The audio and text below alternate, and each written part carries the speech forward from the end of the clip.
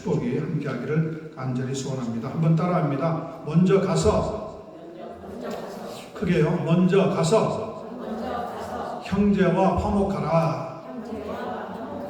First go and be reconciled to your brother. 오늘 말씀의 제목입니다. 1972년 안용준이라고 하는 작가가 쓴 사랑의 원자탄이라고 하는 책이 출판이 되었을 때 한국의 기독교는 굉장한 충격을 받았다고 합니다. 그 책의 주인공이 다름 아닌 손양원 목사님이었기 때문입니다. 그분은 한국에서 나병의 아버지라고 불리우는 분이기도 합니다. 책의 내용은 일제의 신사참배를 반대하다가 잡혀서 5년 동안 가혹한 감옥살이를 하고 나온 손양원 목사님이 나병 환자들이 모여있던 작은 시골에 애양원 교회를 맡아 목회하던 중에 일어났던 일을 다루고 있습니다. 1946년입니다. 한국 동란이 터지기 꼭 4년 전에 북한의 공산주의 사상에 물들었던 남쪽의 젊은이들 중에 안재선이라고 하는 청년이 자기와 가깝던 3명 혹은 4명의 친구들과 함께 평소 불만을 품고 있던 애양원 교회를 습격하여 그곳에 있었던 손양원 목사님의 장남 동인 그리고 차남 동신 형제를 총으로 쏘아 죽이는 사건이 발생했습니다.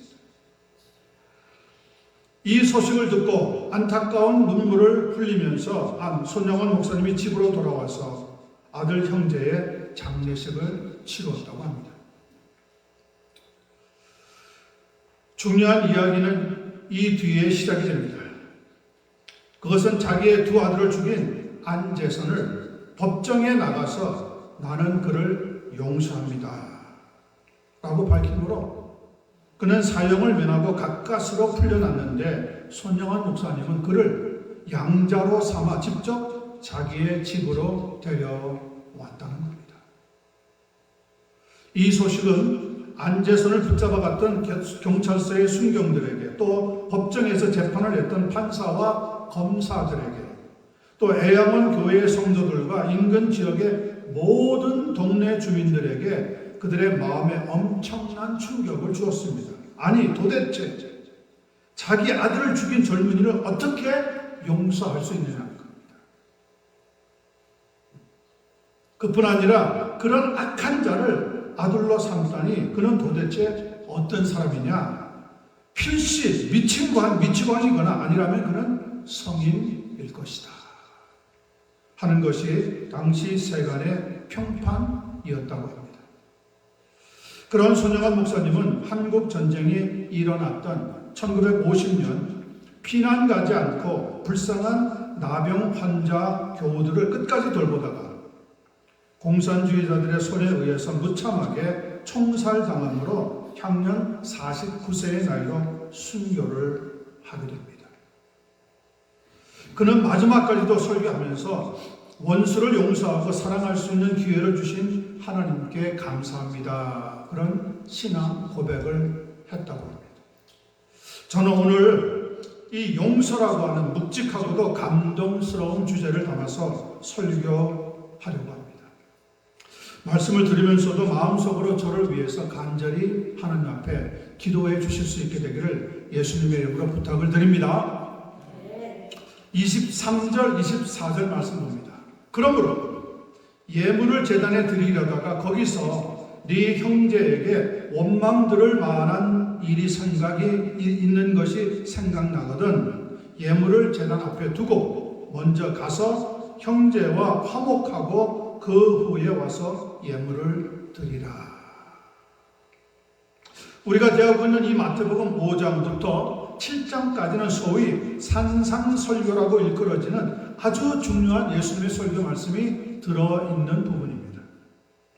산에서 설교하셨다고 하는 단순한 이유로 산상설교라고 부르고 있긴 하지만 실상 여기에 있는 내용 전부는 천국 백성이 된 우리 성도들이 우리가 살고 있는 이 세상을 변화시키기 위해서 어떻게 살아야 하는지에 대해서 아주 핵심적인 말씀을 담고 있습니다.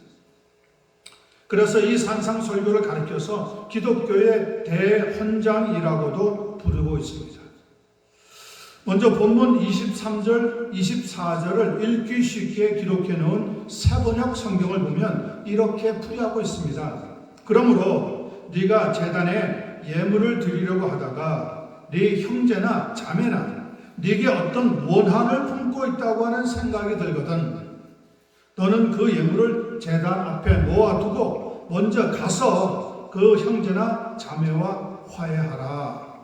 예물은 그런 다음에 돌아와서 드리도록 하여라.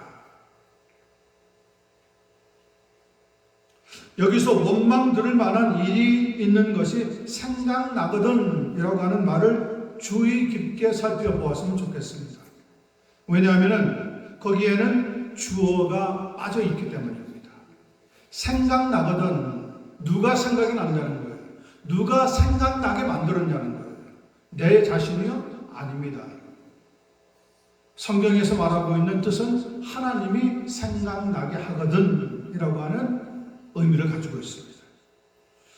당연히 우리가 무슨 일을 할 때 생각나게 하시는 분은 하나님이십니다. 여러분 그 생각을 무시하지 마시기 바랍니다.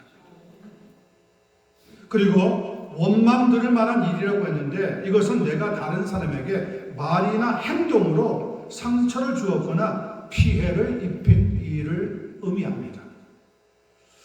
원망에 대해서 사전에 보면 진행되는 여건이 기대처럼 되지 않을 때 일어나는 인간 감정의 불편한 표현이라고 정의하고 있습니다. 또 때로는 뒤에서 수근거리고 불평한다고 하는 의미도 가지고 있습니다. 그런 점에서 원망이나 불평은 그 의미가 아주 가까운 두 개의 단어라고 볼 수 있습니다. 문제는 이 원망을 우리는 세상을 살아가면서 아주 쉽게 그리고 가장 많이 범하고 있다는 겁니다. 그래서 잘 되면 내 탓이고 못 되면 남 탓이라고 하는 말이 생겨났을 정도입니다. 때로는 부모를 원망합니다. 형제를 원망합니다. 친구를 원망하기도 하고 남편을 원망하기도 하고 아내를 원망하기도 하고 자녀를 원망합니다. 나아가서 자기가 섬기고 있는 교회의 성도나 목사님을 원망하기도 합니다.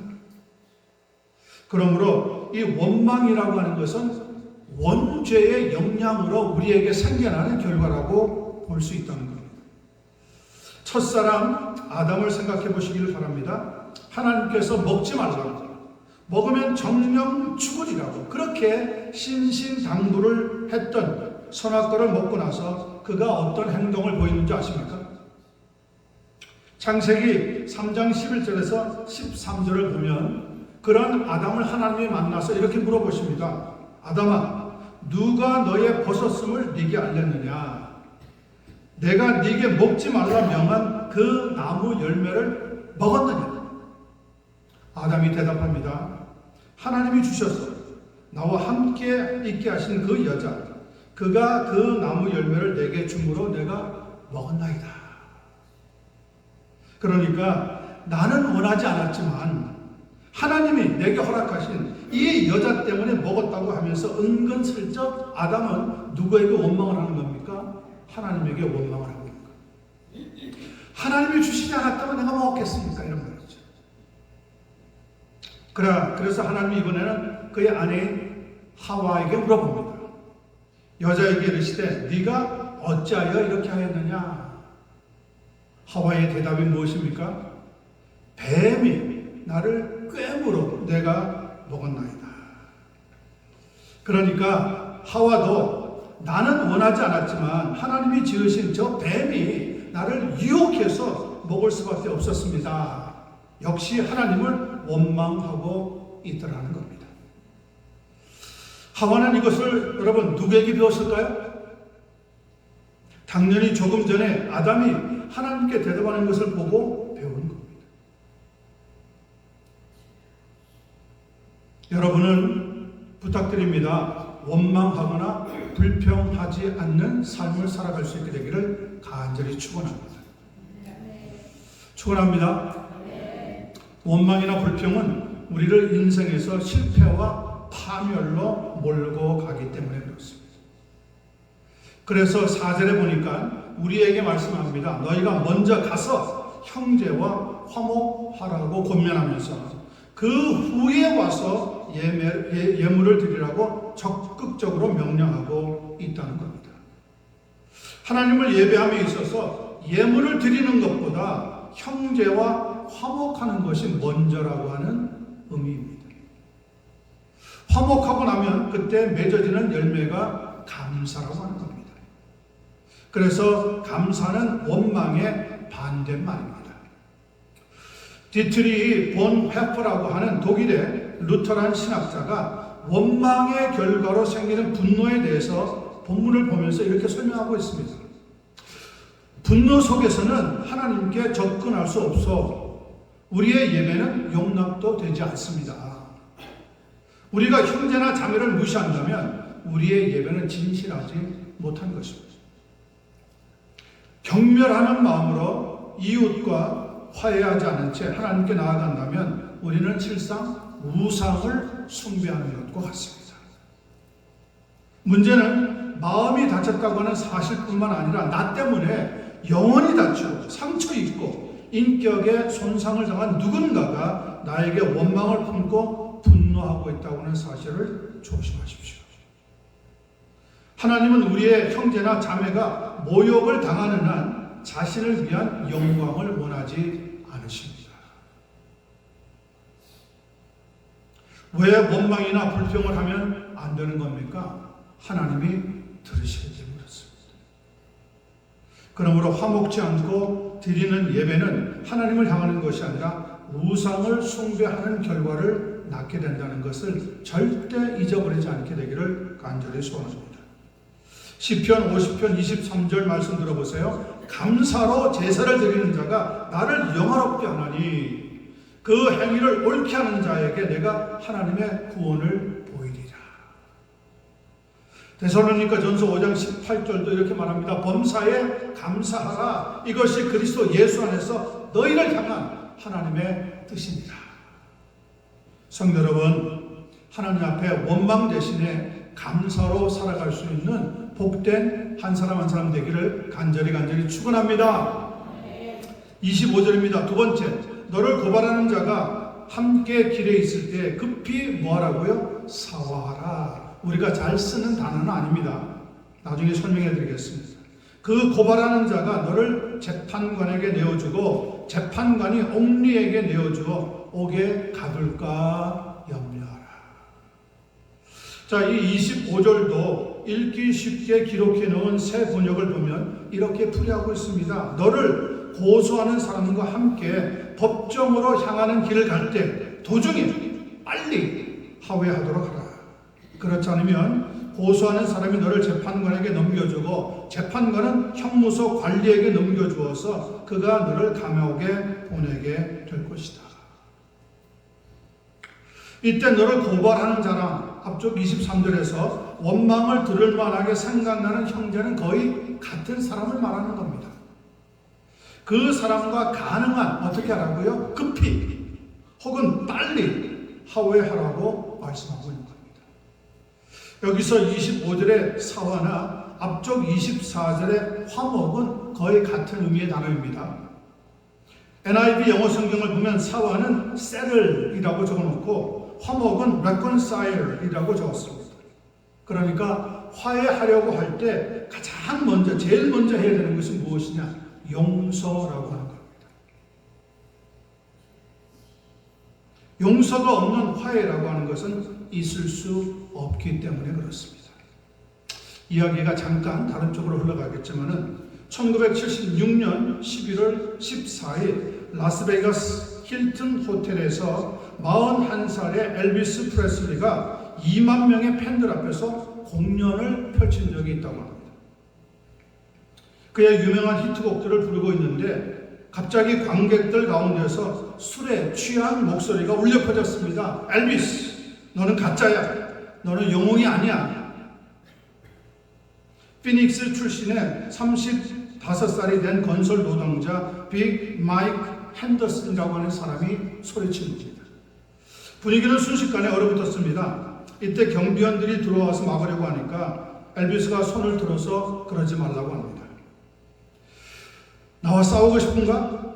그렇다면 이리 와서 신사답게 문제를 해결하자. 빅 마이크가 무대로 올라갔더니 관객들은 긴장이 이제 최고조로 달하게 된 겁니다. 엘비스가 이렇게 말했답니다. 주먹이 아니라 노래 부르는 것으로 싸우자. 여기서 지금 너와 내가. 당황한 빅 마이크가 용기를 내어서 My Way라고 하는 노래를 불렀습니다. 음정도 어긋나고 박자도 틀리고 가사도 잊어버려서 듣기에는 끔찍할 정도였다고 합니다. 하지만 엘비스는 그를 조롱하는 대신에 격려했습니다. 잘했어, 마이크. 엘비스는 그가 잊어버린 가사를 알려주면서 노래가 끝날 때까지 그의 어깨를 감싸 안아 주었답니다. 그런 모습에 관객들은 박수를 보냈습니다. 노래가 끝나고 나서 감동한 마이크가 믿을 수 없네. 나를 위해 사람들이 박수를 치다니 하면서 중얼거렸답니다. 엘비스는 2만 명의 관객들 앞에서 노래를 부르다니 자네 참 용감하구만. 그렇게 격려를 했습니다. 그리고 엘비스의 차례가 되었습니다. 여러분, 그가 어떤 노래를 불렀을까요? 뜻밖에도 그가 주님은 온 세상을 손에 다 가지셨네. He's got the whole wide world라고 하는 노래를 불렀답니다. 그래서 교회에서 부르는 찬양이죠. 잠깐 우리 사모님하고 같이 제가 반주하고 이 노래를 불러보려고 합니다. 여러분들이 아시면은 부르셔도 좋습니다. He's got the whole world in his hand. 1절부터 4절까지 있습니다. 영어로 먼저 부르고 그 다음에 한글로 부르겠습니다. He's got the whole wide world in his hand. He's got the whole wide world in his hand. He's got the whole wide world in his hand. He's got the whole world in his hand. He's got the sun and the rain in his hand. He's got the moon and the star in his hand. He's got the wind and the cloud in his hand. He's got the whole world in his hand. He got everybody here in his hand. He got everybody here in his hand. He got everybody here in his hand. He's got the whole world in his hand. Jesus died on the cross for you and me. Jesus died on the cross for you and me. Jesus died on the cross for you and me. Jesus died on the cross for all of us. 한글로도 불러보겠습니다. 영어로 했으니까요. 주님은 온 세상을 다 가지셨네. 아주 쉬워요. 주님은 온 세상을 손에 다 가지셨네. 주님은 온 세상을 손에 다 가지셨네. 주님은 온 세상을 손에 다 가지셨네. 주님은 온 세상을 손에 가지셨네. 주님은 해와 비도 손에 다 가지셨네. 주님은 달과 별도 손에 다 가지셨네. 주님은 바람 구름도 손에 다 가지셨네. 주님은 온 세상을 손에 가지셨네. 주님은 우릴 모두 손에 다 가지셨네. 주님은 우릴 모두 손에 다 가지셨네. 주님은 우릴 모두 손에 다 가지셨네. 주님은 우릴 모두 손에 가지셨네. 예수님 너와 나를 위해 죽으셨네. 예수님 너와 나를 위해 죽으셨네. 예수님 너와 나를 위해 죽으셨네. 우리 모두 위해 십자가에서 죽으셨네.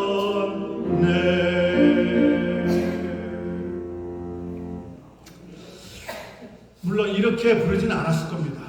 그죠? 훨씬 이거보다 그의 아주 부드러운 목소리로 더 프로페셔널한 음정으로 2만 명의 관객을 다 감동으로 몰아넣으면서 이 찬양을 불렀답니다. 여러분 뜻밖이지 않아요? 락앤롤의 제왕이라고 불렸던 엘비스가 교회에서 부르는 찬양을 택해서 그 시간에 불렀던 거예요. 공연장이 갑자기 교회 집회 장소로 바뀌고 말았다는 거예요. 노래가 끝나고 나서 엘비스가 물었습니다. 오늘 밤 자네 왜 그렇게 화가 났느냐? 빅 마이크가 울음을 터뜨리면서 대답했습니다. 오늘 나는 직장을 잃었고 아내도 내 곁을 떠났습니다. 그래서 분노가 차서 그렇게 울먹거리면서 이야기를 하더랍니다. 엘비스는 자기를 야유하던 빅 마이크를 용서했고 그의 마음을 뒤바꿔 놓았습니다. 그뿐 아니라 그가 마음속 깊이 상처받고 있다고 하는 사실까지 일깨워주면서 모든 관객의 마음을 움직였던 겁니다. 공연이 끝나고 나서 엘비스는 그가 일자리를 얻도록 도왔고 빅 마이크는 그렇게 건설회사에서 15년 동안 일하다가 은퇴를 했다고 합니다. 이 이야기는 라스베이거스의 전설이 되었지만 잘 알려지지 않은 비화로 남아 있습니다. 그리고 이 일 후에 1년 뒤 엘비스는 안타깝지만은 42살의 나이로 조용히 세상을 떠나고 말았습니다. 그가 천국에 갔느냐 지옥에 갔느냐 저는 잘 모르겠어요. 그런데 그는 어릴 때 교회에서 살면서 이런 찬양을 배웠다고 합니다. 그리고 그가 나이가 들기 시작했을 때 여러 찬양들을 많이 교회에서 불렀습니다. 그가 마약으로 너무 도세디가 센 마약으로 결국 정신을 차리지 못하고 자기 집에서 죽긴 했지만 그러나 그의 마음 한가운데 제가 알기에는 예수님에 대한 사랑이 있었던 것으로 알고 있습니다. 자기를 향한 야유를 힘으로 제압해서 싸우려고 했다면 아마 이런 일은 일어나지 못했을 겁니다. 그러나 용서와 이해는 사람을 변화시켰습니다. 그리고 상처난 사람을 치유해 주었습니다. 이보다 더 놀라운 일이 지난 주일 애리조나주 글렌데일의 스테이팜 스타디움에서 일어났습니다. 9월 10일 불의의 총격으로 사망했던 찰리 커크라고 하는 사람을 위해 장례식 추모 모임이 열렸는데 약 10만 명의 조문객이 모였고요. 도널드 트럼프 대통령과 제이디 벤스 부통령, 마르코 루비오 국무장관 등 중요한 인사들이 모두 참석한 자리에서 고인의 아내가 된 에리카 커크가 나와서 자기 남편의 마지막 순간을 회상하다가 울먹이면서 남편의 살해범인 타일러 라빈슨을 용서한다고 선언을 했답니다.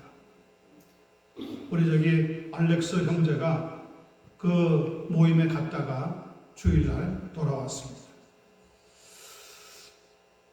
손을 번쩍 흔들면서 I forgive him.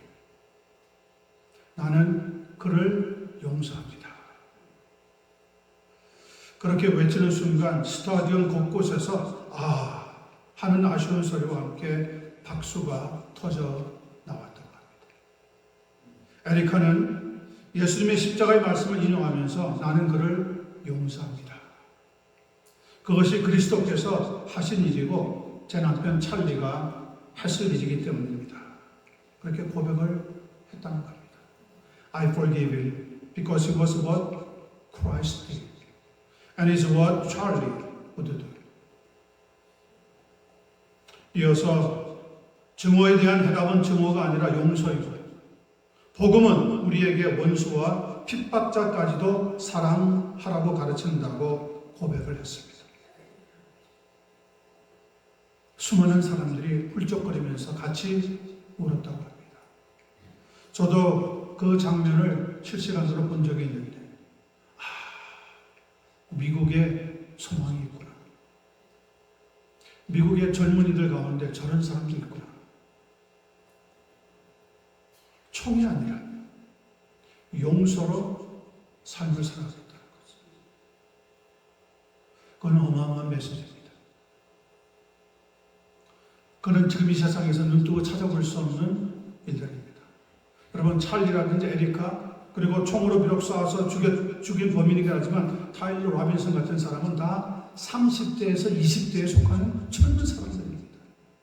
우리같이 60대, 70대, 80대에 있는 노인들이 아닙니다. 그런데 미국의 젊은이들 가운데 저런 일들이 지금 일어나고 있다는 겁니다. 소망이 있다. 미국에 소망이 있다. 하나님이 미국을 버리시지 않을 거다. 10만 명이나 모인 사람들이 같이 울고 우리가 오늘 불렀던 어메이징 그레이스와 같은 찬양을 같이 불렀답니다. 엘비스 같은 사람도 그렇게 세속적인 음악을 불렀지만 자기의 심중에는 교회 다니면서 배웠던 찬양이 아직도 남아 있었던 것.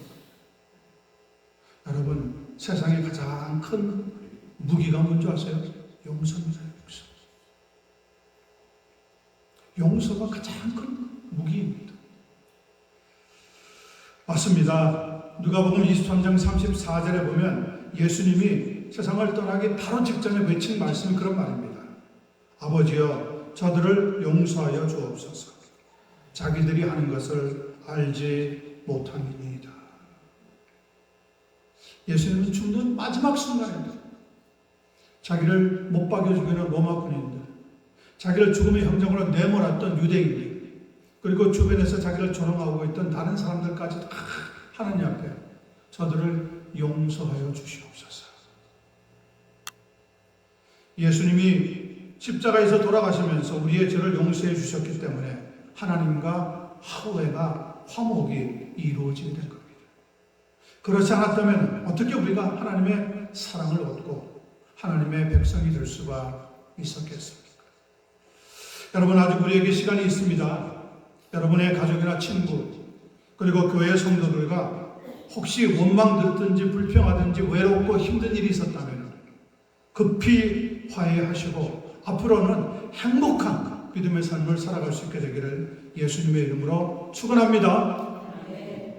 마지막 26절입니다. 진실로 네게 이르노니 네가 한 푼이라도 남김이 없이 다 갚기 전에는 결코 거기서 나오지 못하리라.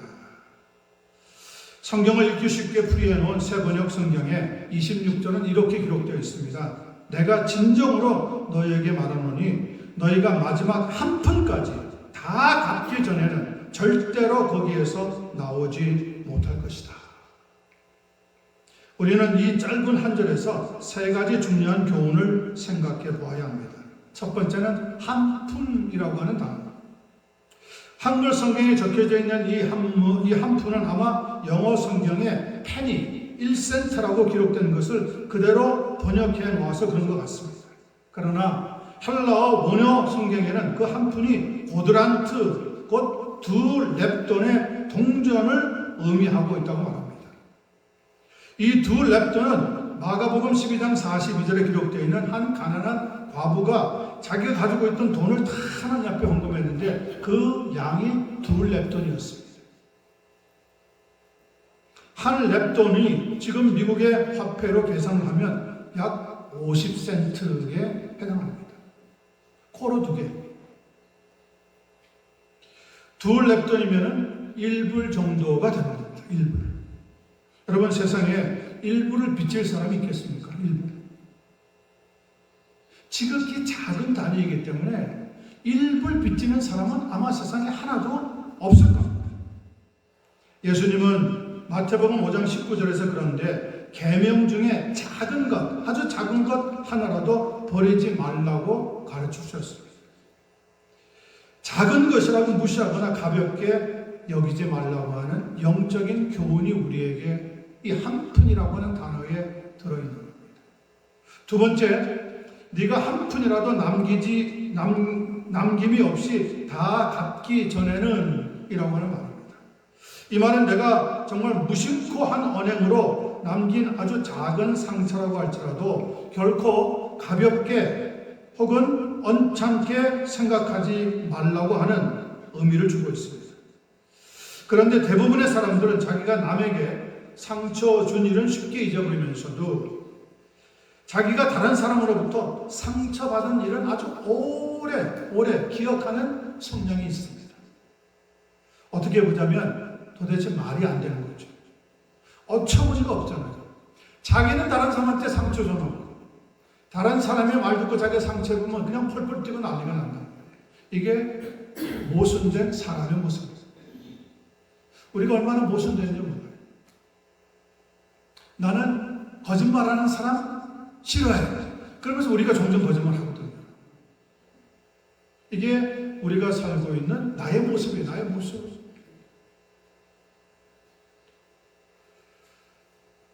스가랴서 4장 10절을 보면 작은 날의 일이라고 업신여기는 자가 멸시하는 자가 누구냐? 하나님께서 우리를 책망하고 있습니다. 예수님은 또 마태복음 18장 10절에서 작은 자 중에 하나라도 업신여기지 말라고 교훈하셨습니다.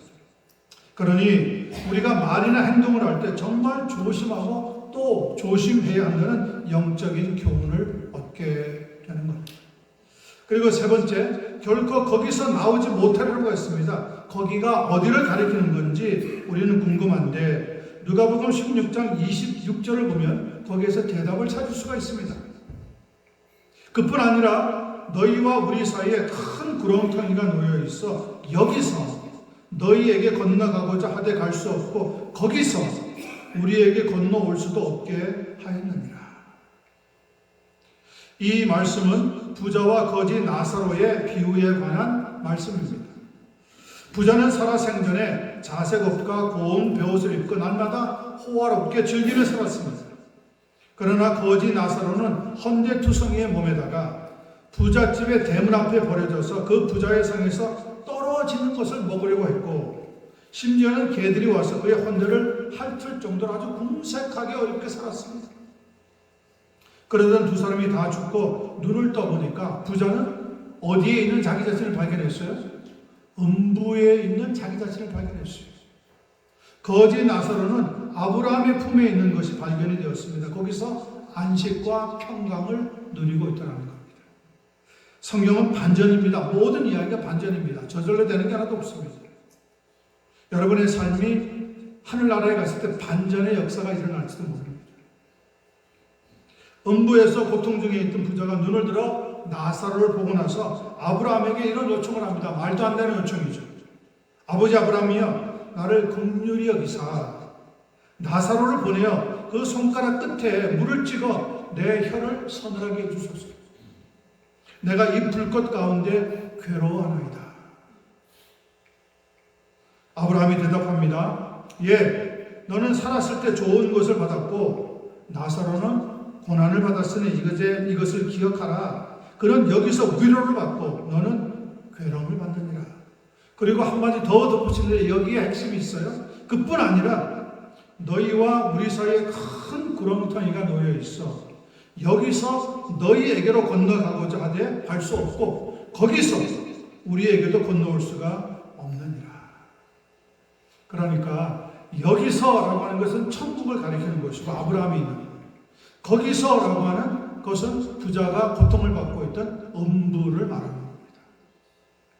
거기서 결단코 나오지 못하리라. 뭘 하지 않으면요, 형제와 화해하고 용서하고 행복하게 사는 삶이 아니면 나중에 우리가 음부에 떨어지게 될 때 거기서 결코 아무도 꺼내어줄 자가 없다는 거죠. 그러니까 살아갈 때 마음 제대로 굳게 쓰라는 거예요. 믿음 생활할 때 쓸데없는 고집 부리지 말라는 거예요. 마음이 깨끗한 자가 천국을 들어가는 거예요. 마음이 깨끗한 자는 용서할 수 있는 힘이 있습니다. 그런데 마음이 깨끗하지 못한 자는 용서하기가 그렇게 어렵습니다.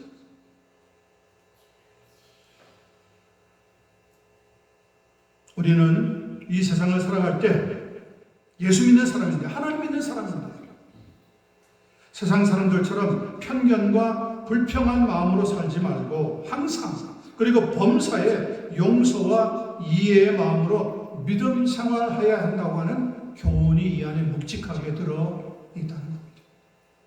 용서, 화해, 사랑, 감사 모두가 다 우리의 언어가 아니라 하나님의 언어입니다.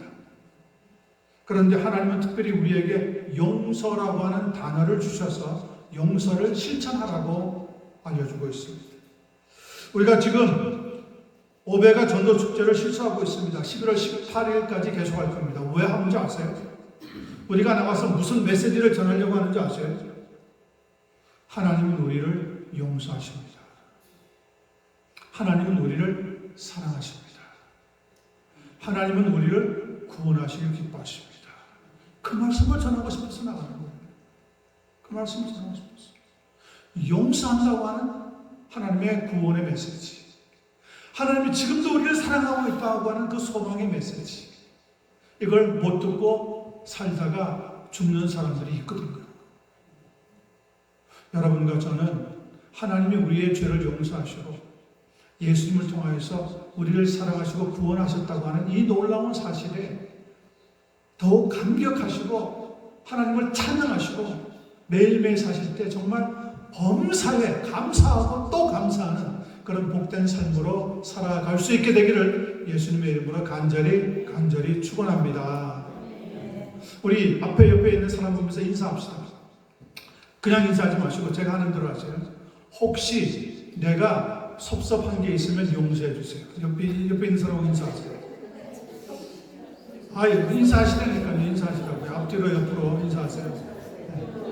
부모님이 자녀들하고도 하시고 남편과 아내도 하시고, 그리고 성도님들끼리도 그렇게 얘기하세요. 혹시 내가 원망 들을 만한 일을 했다면은 다 용서해 주세요.